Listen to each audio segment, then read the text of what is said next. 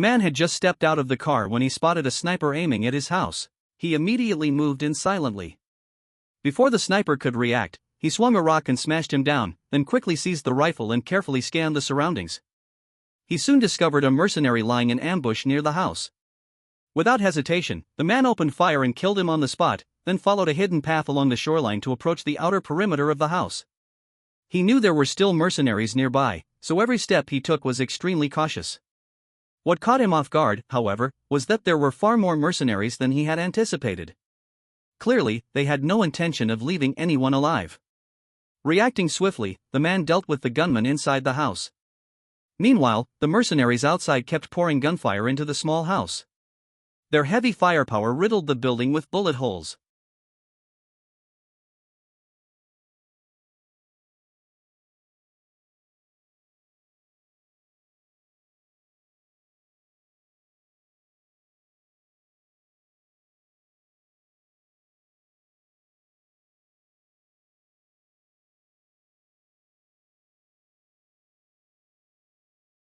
The reason he did this was that not long ago, this man had ruined one of his plans.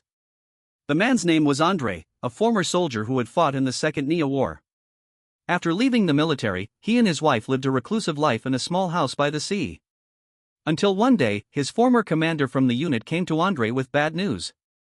2 days earlier, their unit had sent 8 members deep into the jungle on a mission. As a result, all of them lost contact. There wasn't even a single distress signal, as if they had vanished from the face of the earth. Because the soldiers were carrying out a covert operation, they couldn't make a big scene or openly send in a rescue team. Therefore, the commander sought out Andre, hoping he could help uncover what had really happened. After understanding his superior's request, Andre did not hesitate at all. He immediately shouldered his backpack and set off. Based on the information provided, Andre advanced along the route the squad had taken. While passing through a valley, he discovered large patches of blood scattered around. Clearly, a fierce battle had taken place there. He then rappelled swiftly down a cliff and soon spotted a rebel camp below, using a camera to document the situation inside.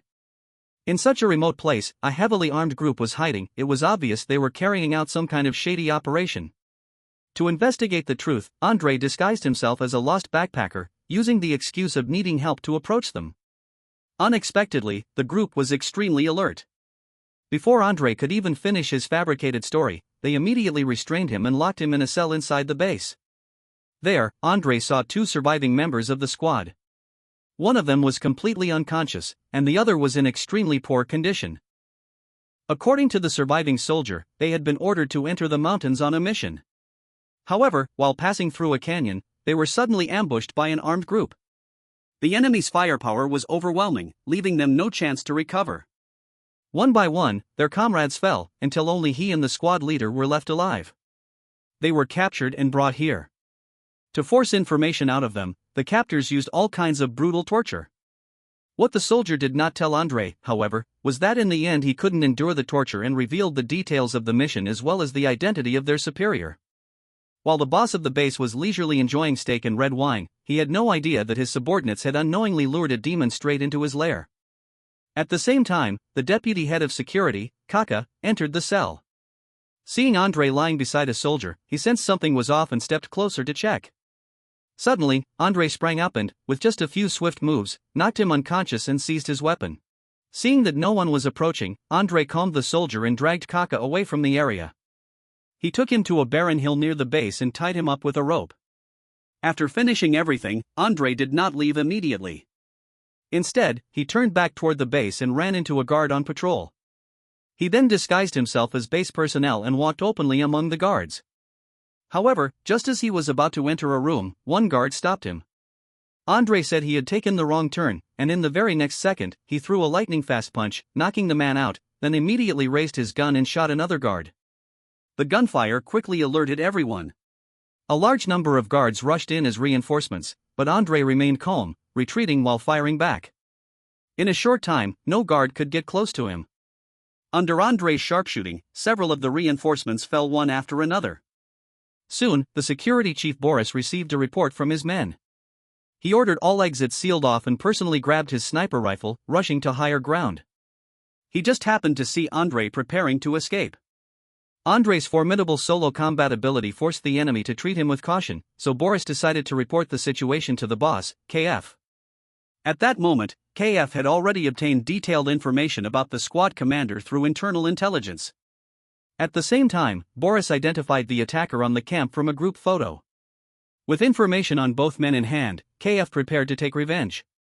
Boris suggested relocating the base immediately, as Andrei's escape meant he would likely report what had happened. KF agreed, but before that, they needed to stage a performance. They dragged all the hostages to the front gate of the base, including the 2 soldiers. Boris guessed that Andrei was still lurking nearby. He drew his pistol and shot all the hostages dead, except for the 2 soldiers. Just as he had expected, Andrei witnessed everything that happened and realized their plan to relocate the base. He slung Kaka over his shoulder and prepared to return and report.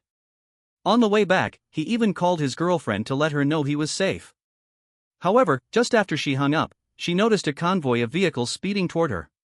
She sensed something was wrong, but did not panic, calmly sitting on the bed and waiting for fate to unfold.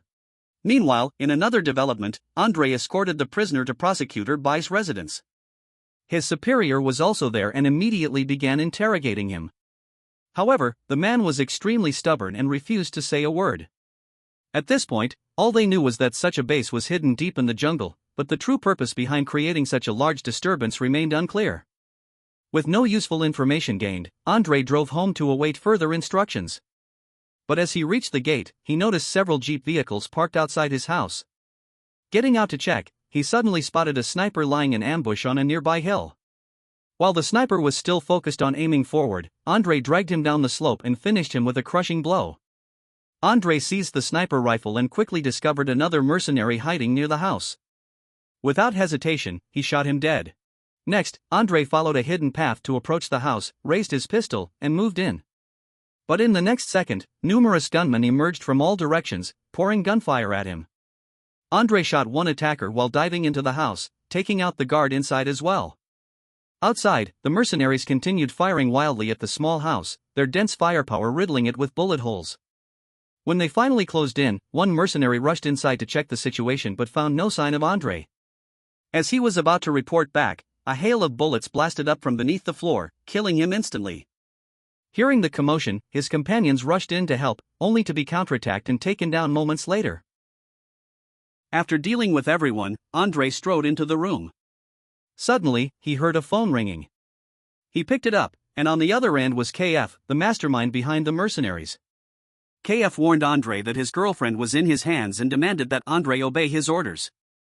Andrei pretended to agree, but inwardly he was already plotting a much larger plan.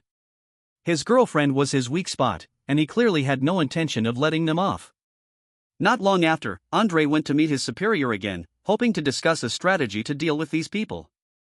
However, while the two were talking, several men on motorcycles suddenly appeared around them and launched an attack. Seeing that all his comrades had been killed, the last remaining man hurriedly mounted his motorcycle and tried to escape. Andrei's shots missed their target, and he could only watch as the man fled. He quickly took off his jacket and placed it under his superior's head, then left in haste before the police arrived. After an intense sequence of acrobatic chases and climbs, Andrei finally intercepted the last gunman at an intersection. Drawing a sharp spike, he strode toward him, giving him no chance to escape and preparing to finish him off. Unfortunately, the police arrived at that very moment. Andrei had no choice but to put his hands behind his back, yet his body never stopped moving. In this way, he slipped away right under the police's noses. After escaping, Andrei returned to Bai's house, intending to force Kaka to reveal the location of the new base. Instead, he learned from Bai that Kaka had been released long ago and that the one who freed him was the region's Minister of the Interior, Sokovan. Without hesitation, Andrei went straight to Sokovan and threatened him into calling Kaka. Too frightened to hesitate, Sokovan obediently called Kaka and lied, saying that Andrei had been captured. Hearing such good news, Kaka hurriedly gave Sokovan his location and told him to bring Andrei over, never realizing that he had walked straight into a trap Andrei had already set. Soon after, Sokovan drove Andrei to a harbor. The place was heavily guarded, but Andrei hid in the back seat and passed through the checkpoint without difficulty. He then forced Sokovan to stop in a deserted area, dragged him out of the car, stuffed him into the trunk, and locked it before leaving. Next, Andrei brazenly blended in with the guards. The sentries didn't even spare him a glance. None of them could have imagined that someone would dare infiltrate the place so openly. Andre himself showed no fear at all. When he couldn't find the way, he even stopped a guard to ask for directions. His goal was simple: find Kaka. He picked up a piece of paper from a nearby trash bin and posed as an employee working there.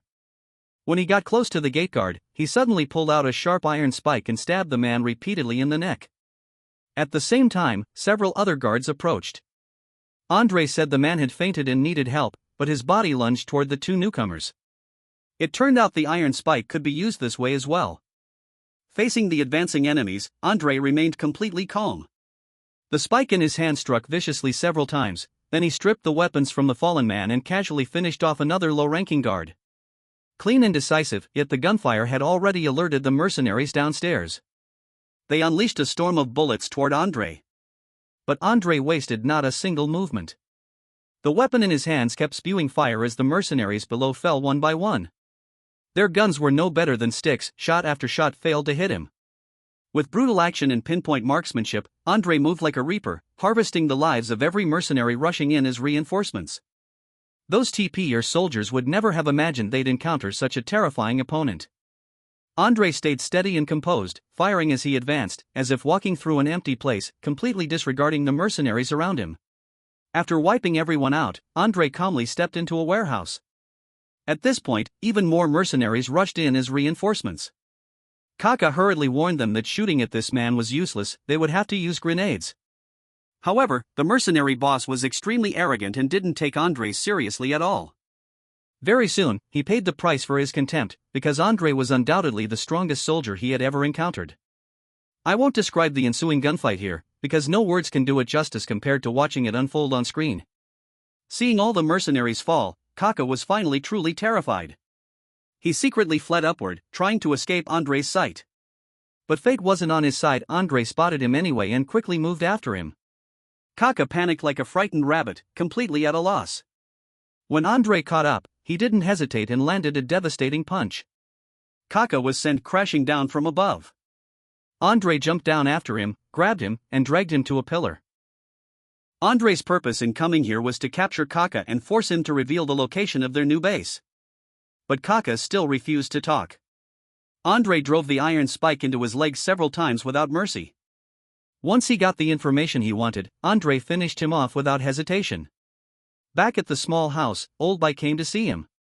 This time, he brought equipment as requested. Since Andre planned to infiltrate the enemy's island base by diving, Oldby urgently tried to dissuade him, urging him to abandon the plan. The strait Andre intended to cross was over 50 kilometers wide. Even starting to swim in the morning, he might not reach the island by nightfall. Moreover, the winter sea was freezing cold, with strong undercurrents swirling around the island, completely impossible to cross by swimming alone. But Andre had made up his mind. For the sake of his wife, he was determined to plunge into this hellish abyss. He carried his gear to the shore and quickly assembled the necessary diving equipment. After putting on the diving suit, he jumped straight into the sea. To everyone else, this was a near impossible mission. At this moment, KF finally sensed the danger. He had never seen a soldier so powerful, someone capable of wiping out an entire battalion single-handedly. But Boris was not worried at all. He believed the armed forces on the island were strong enough to withstand an attack from an entire army group. Moreover, the floors they were occupying were heavily fortified. Even if Andre managed to get inside, Boris believed there was no way he could reach the 5th floor where they were hiding. But they still underestimated Andre's true strength. The scene shifts to Andre successfully infiltrating the interior of the building through an underground drainage system. However, the freezing seawater combined with the massive physical exertion pushed his body to the brink of collapse. Andre quickly injected himself with a cardiac stimulant, then stripped off the heavy diving gear and swiftly put on the clothes he had prepared in advance. He drew out the curved combat knife that had been with him for many years, the only weapon he brought along. Then he sprinted toward his target. The intense movement also helped him restore his body temperature. Soon after, he broke into the building. In the chaos, he accidentally ran into the guards' break room and eliminated them swiftly and cleanly. He grabbed a bulletproof vest and put it on, then armed himself with guns and ammunition. Opening a wooden crate, he strapped grenades all over his chest.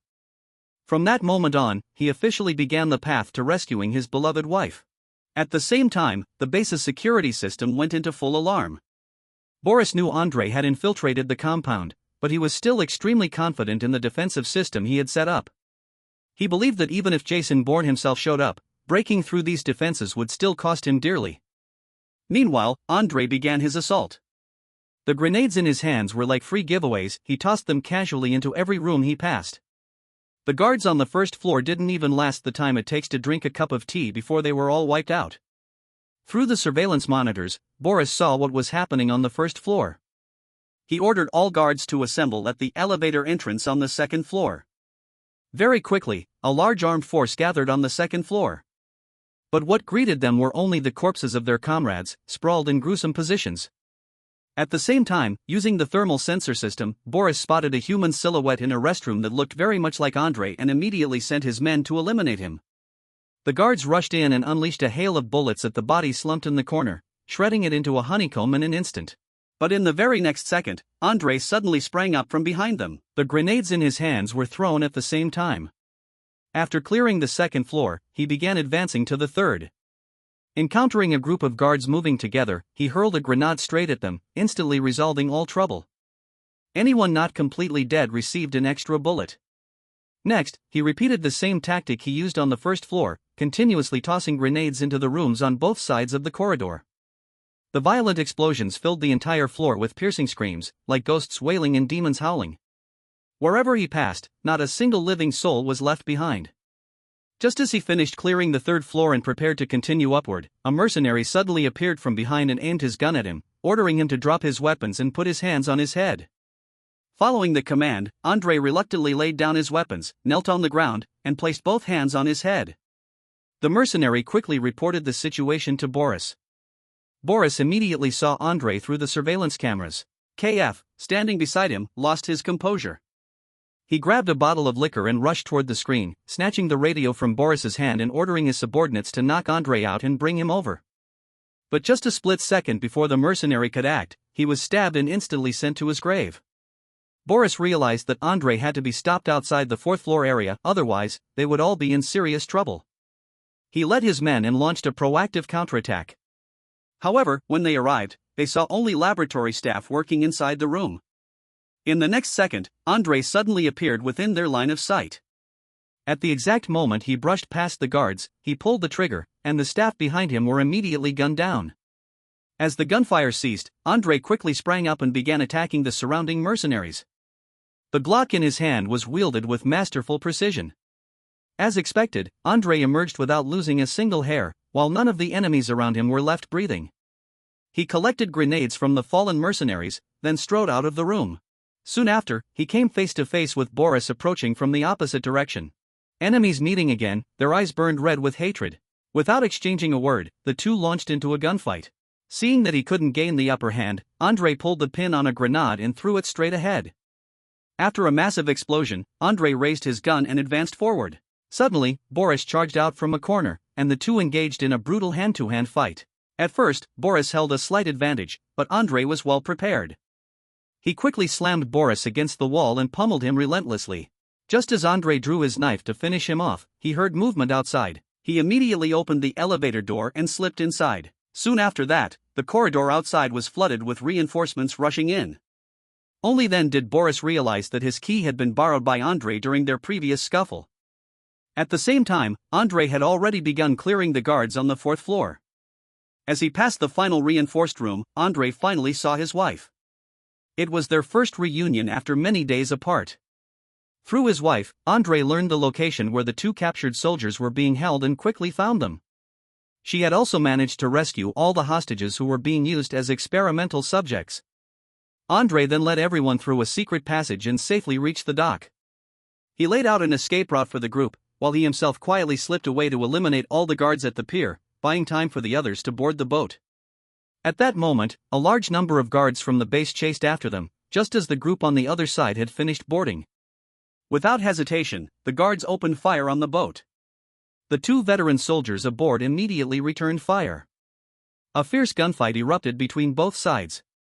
Andrei mounted an automatic cannon at the bow of the boat and unleashed a storm of bullets at the guards on shore, cutting them down one by one. Seeing that enemy reinforcements were increasing, Andrei told his wife to take over the weapon while he went to pilot the boat.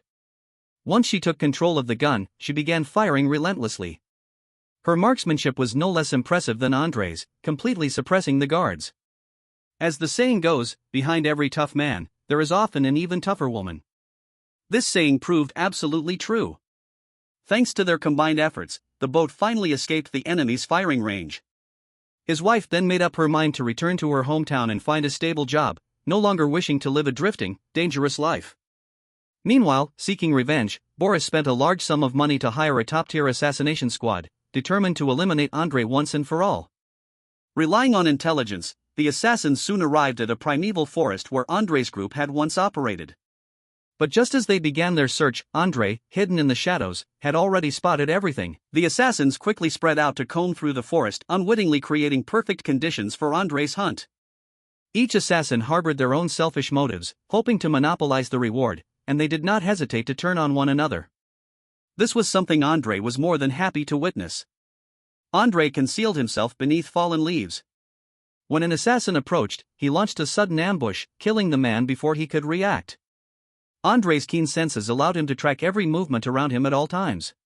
The assassins had no chance of getting close. Anyone who encountered Andrei met only one fate, death. After each kill, Andrei wiped his treasured blade clean with leaves. It was a habit forged through many years of military service. Once Andrei eliminated the final assassin, the encirclement officially came to an end. However, his wife was not as fortunate. While the assassins were dealing with Andrei, Boris led his men and captured her once again. Aside from her, everyone else was slaughtered by Boris. Having lost all trace of his wife and companions, Andrei was forced to return to the base yet again. There, he finally saw the true mastermind behind everything. The middlemen had already been eliminated. The bald crime boss handed Andrei a phone. The voice on the other end belonged to Boris. He told Andrei that his wife was in his hands and gave him an address to come alone. Andrei showed no emotion. He handed the phone back, pulled the pin from a grenade, and tossed it toward the boss. The man instinctively reached out to catch it. As Andrei stepped out of the room, a massive explosion swallowed everything behind him. Not long after, Andrei arrived at the designated meeting place. His wife was there as well. Clearly, the enemy intended to kill him and certainly would not spare his wife either. But what Andrei did not expect was that Boris suddenly shot and killed the subordinate who was holding his wife hostage. Then Boris drew the machete at his waist and charged straight at Andrei. Calmly, Andrei drew his gun from behind his back and fired a single shot into Boris. Boris fell, carrying his unwillingness and hatred with him to the grave. And with that, everything finally came to an end. The value of a film lies in its reputation, while the value of a film commentary lies in the viewer's perception. Today's story ends here. Thank you all for watching.